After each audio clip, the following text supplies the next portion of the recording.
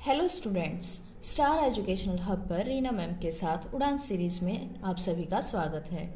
आज हम करेंगे कक्षा 5 की उड़ान कार्य पुस्तिका से हिंदी की जय जवान जय किसान की गतिविधि 5। गतिविधि 4 तक हम पहले कर चुके हैं, इसके लिए आप चैनल पर वीडियो देख सकते हैं। आज हम करेंगे गतिविधि 5 और सभी बच्चे ध्यान से सुनेंगे और इस गतिविधि को अपनी कॉपी में हल करेंगे। री और र में पहचान करके शब्द लिखें। ये देखिए, ये है री से ऋषि और ये है र से रस्सी।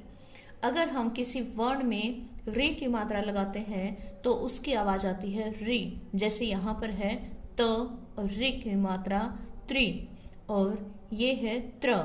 ये त में र की मात्रा है तो इसको बोलते हैं त्र। त्र से त्रिशूल। अब है कुछ शब्द दे रखे हैं यहाँ पर और ये गिलास की आकृतियां दे रखी हैं। यहाँ पर हमें त्रि वाले शब्द और त्र वाले शब्द लिखने हैं अलग अलग करके। तो चलिए लिखते हैं। ये देखिए, यहाँ पर ये आपको कौन सी मात्रा दिखाई दे रही है? ये है री की। तो इसको हम इस वाले गिलास में लिखेंगे कृषक। ये है सुमित्रा।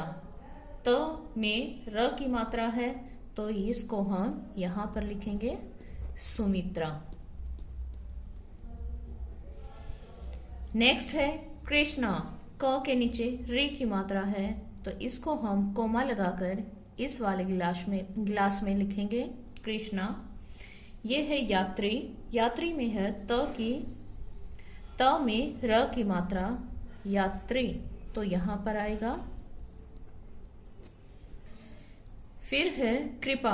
कृपा कहाँ पर आएगा? इस वाले गिलास में आएगा कृपा।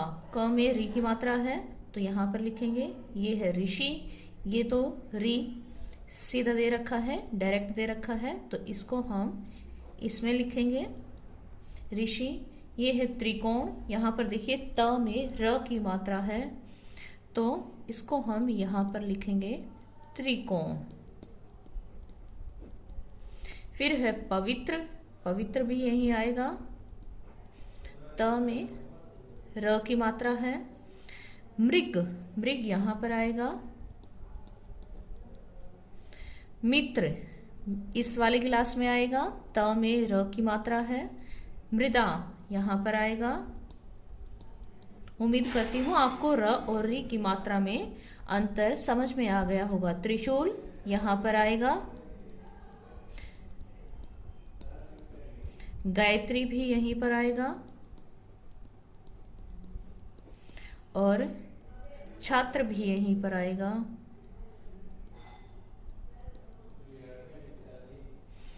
अब ये देखिए प्रथम। प्रथम में प के पैरों में है जो ये भी र की मात्रा है तो प्रथम भी यहीं पर आएगा। यात्रा। यात्रा भी यहीं पर आएगा। और ये है घृणा। घृणा यहाँ पर आएगा। घ में री की मात्रा है और मंत्र में है त में र की मात्रा तो इधर लिखेंगे इसको मंत्र। इस तरह से इन शब्दों को आपको अलग अलग करके लिखना है। फिर आगे है एक गद्यांश दे रखा है, चलिए इसको रीड करते हैं। सूर्य का प्रकाश प्रतिदिन सुबह सुबह धरती पर पहुंच जाता है। नभचर, स्थलचर और वायुचर सभी जीवों में यही प्राण ऊर्जा का संचार करता है। नभचर होता है, नभ यानी कि आकाश, और चर मतलब रहने वाले, आकाश में रहने वाले। स्थलचर जो धरती पर रहने वाले हैं और वायुचर जो वायु में रहने वाले हैं। सभी जीवों में यही प्राण ऊर्जा का संचार करता है, मतलब जीवन का संचार करता है, उनमें जीवन भरता है। धूप के अंदर रोगाणु नाशक औषधीय गुणों से भरपूर ऊर्जा है। प्राचीन काल में अनेक आचार्यों ने इसकी महिमा का भरपूर वर्णन किया है। गुरु जी से प्रकाश पर वार्तालाप सुन महेंद्र, सर्वेश और किरण ने कहा, आदरणीय, हम प्रकाश के महत्व को समझ गए हैं और भविष्य में सूरज के प्रकाश की कदर करेंगे। उनका उत्तर सुनकर मास्टर जी बहुत प्रसन्न हुए, यानी कि बहुत खुश हुए। अब इस गद्यांश पर आधारित कुछ प्रश्न हैं जिनके उत्तर हमें इस गद्यांश के आधार पर देने हैं। तो चलिए देखते हैं। उपर्युक्त गद्यांश में र के कितने रूप हैं? तो देखिए, र के एक तो हमने ये देखा कि अगर र का ये सीधा होता है, डायरेक्ट रूप होता है। एक तो र का यहाँ लिख कर बताती हूँ, ये वाला रूप होता है। और ये देखिए, एक सूर्य में जो य के ऊपर मात्रा लगी हुई है, इसको कहते हैं र रेफ। ये भी र का ही रूप है, इसको कहते हैं र रेफ। र रेफ होता है ये। प्रतिदिन में देखिए, प के नीचे, प के पैरों में जो ये मात्रा लगी हुई है, इसको कहते हैं र पदेन। इसको क्या कहते हैं? र पदेन। तो यहां पर हम देखते हैं कि र के 3 रूपों का यहाँ पर प्रयोग किया गया है। र के 3 रूप होते हैं और तीनों का यहाँ पर प्रयोग किया गया है। और एक ये जैसे कि धरती पर, नभचर, स्थलचर, वायुचर, इनमें र का डायरेक्ट यूज किया गया है। तो यहाँ पर र हम कह सकते हैं कि 3 रूपों में प्रयोग किया गया है।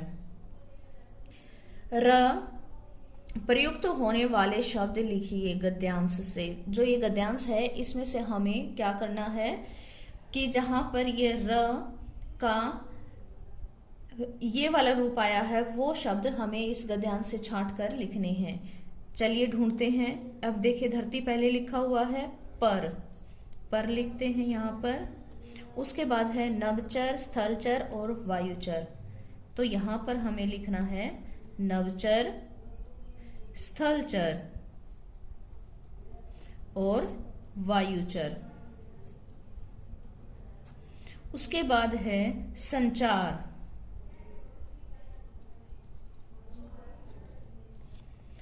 अंदर,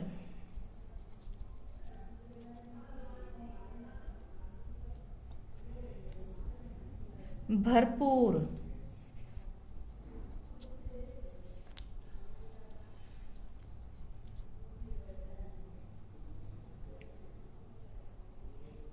सुन, महेंद्र, सर्वेश और किरण,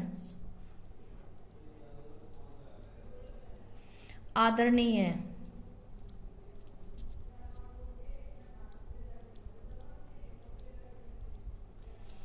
तो इस तरह से र के रूप वाले शब्द आपको यहां पर छांट कर लिखने हैं। उसके बाद है प्रश्न नंबर 3 है इसी गद्यांश से रिलेटेड। वर्ण के नीचे यानी कि र पदेन का जहां भी प्रयोग किया गया है, वे वाले शब्द हमें गद्यांश से छांट कर लिखने हैं। चलिए ढूंढते हैं। देखिए, प्रकाश पहले ही लिखा हुआ है। उसके बाद है प्रतिदिन। प्रतिदिन में प के नीचे लगा हुआ है। उसके बाद है यही प्राण, उसके बाद आएगा प्राण। संचार करता है, धूप के अंदर रोगाणु नाशक औषधीय गुणों से भरपूर ऊर्जा है। प्राचीन काल, अब लिखेंगे प्राचीन काल।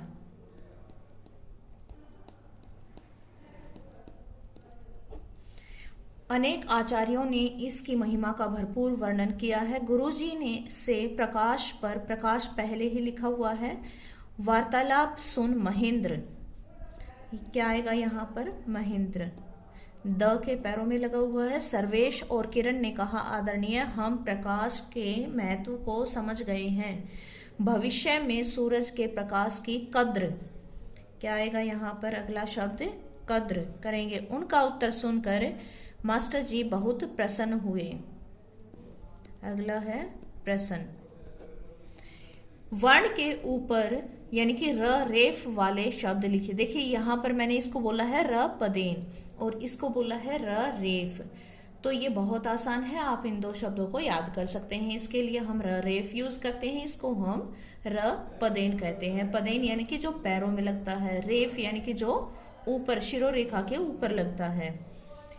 अब र रेफ के शब्दों को ढूंढते हैं। देखिए, सूर्य का प्रकाश प्रतिदिन सुबह सुबह धरती पर पहुंच जाता है। नभचर, स्थलचर और वायुचर सभी जीवों में यही प्राण ऊर्जा में लगा हुआ है, तो ऊर्जा यहाँ पर लिखते हैं। संचार करता है। धूप के अंदर रोगाणुनाशक औषधीय गुणों से भरपूर ऊर्जा है। प्राचीन काल में अनेक आचार्यों में लगा हुआ है। आचार्यों ने इसकी महिमा का भरपूर वर्णन में आया है। गुरुजी से प्रकाश पर वार्तालाप में भी है। सुन महेंद्र सर्वेश में भी है। और किरण ने कहा, आदरणीय, हम प्रकाश के महत्व को समझ गए हैं और भविष्य में सूरज के प्रकाश की कदर करेंगे। उनका उत्तर सुनकर मास्टर जी बहुत प्रसन्न हुए। तो इस तरह से हमारे र पदेन और र रेफ वाले शब्द छट गए हैं। उसके बाद हमें छांटना है र वर्ण पर लगी छोटे ऊ और बड़े ऊ की मात्रा वाले शब्द चुनकर लिखें। चलिए ढूंढते हैं। र में छोटे ऊ और बड़े ऊ की मात्रा कहाँ पर लगी हुई है, ढूंढते हैं। रोगाणु, ये देखिए र पर ओ की मात्रा है, ये भरपूर ऊर्जा है। प्राचीन काल में अनेक आचार्यों ने इसकी महिमा का भरपूर वर्णन किया है। गुरुजी, यहाँ पर र में देखिए गुरु जी, गुरु पहले ही लिखा हुआ है। से प्रकाश पर वार्तालाप सुन महेंद्र, सर्वेश और किरण ने कहा, आदरणीय, हम प्रकाश के महत्व को समझ गए हैं और भविष्य में। तो गद्यांश में एक गुरुजी ही है शब्द जिसमें ऊ की मात्रा का प्रयोग किया गया है। फिर है धरती को ऊर्जा कौन प्रदान करता है, तो देखिए सूर्य का प्रकाश है ना, कौन प्रदान करता है, सूर्य का प्रकाश। यहां पर आप पूरा वाक्य लिखेंगे। धरती को सूर्य का प्रकाश ऊर्जा प्रदान करता है। अगला और अंतिम प्रश्न है, अध्यापक की सहायता से गद्यांश में प्रयुक्त तत्सम और तद्भव शब्दों का चयन करके लिखें। तो यहाँ पर देखिए तत्सम और तद्भव शब्दों का चयन करना है। एक तालिका में एक साइड है तत्सम शब्द और एक तरफ है तद्भव शब्द। तत्सम शब्द होते हैं जो हम संस्कृत भाषा से हिंदी में ज्यों के त्यों लिए गए हैं, उनमें कोई भी बदलाव नहीं किया गया है। और तद्भव शब्द वे होते हैं जो संस्कृत भाषा से थोड़ा सा बदलाव होकर हिंदी में प्रयोग किए जाते हैं। तो ऐसे शब्दों को हम छांटकर इस तालिका में लिखेंगे। जैसे कि एक शब्द उदाहरण के तौर पर यहाँ पर लिखा हुआ है सूर्य और तद्भव है धरती। इस तरह से यहाँ पर आप देखेंगे कि जो ये नवचर, स्थलचर और वायुचर है, ये हैं तत्सम शब्द हैं जो कि संस्कृत से ज्यों के त्यों लेकर हिंदी में प्रयोग किए जाते हैं। नवचर, स्थलचर और वायुचर। अब हमें तद्भव छांटने हैं जिनमें संस्कृत के शब्दों में थोड़ा सा बदलाव होकर हिंदी में प्रयोग किए जाते हैं। तो ऐसे शब्द हैं जैसे ये देखिए धूप है, और उसके बाद है भरपूर, उसके बाद है सूरज। यहाँ पर देखिए सूर्य है जो ये संस्कृत का शब्द है जो कि तत्सम कहते हैं, हिंदी में प्रयोग किया जाता है। और सूरज तद्भव है, यानी कि उसमें हल्का सा बदलाव हो गया है। तो सूरज तद्भव शब्दों में लिखेंगे। इस तरह से हमारे 5-1 की सभी गतिविधियां पूरी होती हैं। आप सभी गतिविधियों को अपनी कॉपी में हल करें और वीडियो को ज़्यादा से ज़्यादा लाइक और शेयर करें। कमेंट करके बताएं आपको मेरी वीडियोस कैसी लगती हैं और चैनल को सब्सक्राइब जरूर करें। धन्यवाद।